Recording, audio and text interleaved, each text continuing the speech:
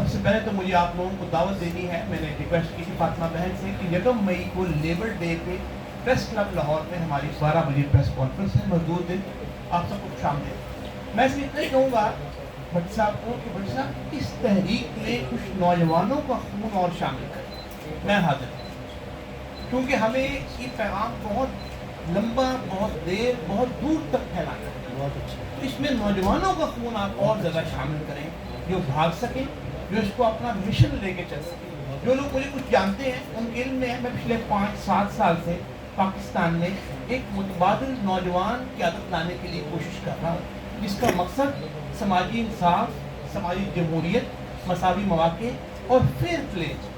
جو قائد اعظم نے خواب دیکھا، علامہ اقبال نے خواب دیکھا، کوشش کی. بہت لوگ بات کرتے ہیں کہ 80 سال بعد ہمارے یہ مسائل ہیں. ہم مسائل کو بھی جانتے ہیں، ان کی وجوہات کو بھی جانتے ہیں. ہمیں ان کے حل کے لیے کام کرنا ہے، بجائے اس کو روتے رہیں اور مسائل ڈسکس کرتے رہے، وجوہات ڈسکس کرتے رہے. ہم حل جانتے ہیں، اس کے لیے کام کریں. اس کے لیے یہی ہے. رانا صاحب جانتے ہیں، میرے کو 7 سال سے مشکور صاحب بیٹھے ہیں، ہماری یہ بہن بیٹھی پریس کانفرنس میرے ساتھ تھی. ہم نے یہ پیٹرول بڑھنے پریس کانفرنس پاکستان میں صرف 2 پارٹیوں نے کی، ایک فلاحی پارٹی، عوامی فلاحی پارٹی نے، اور ایک عباسی صاحب نے اسلام آباد میں. تو ہم کام کرنے والے لوگ ہیں، ہم سے کام لے لیں.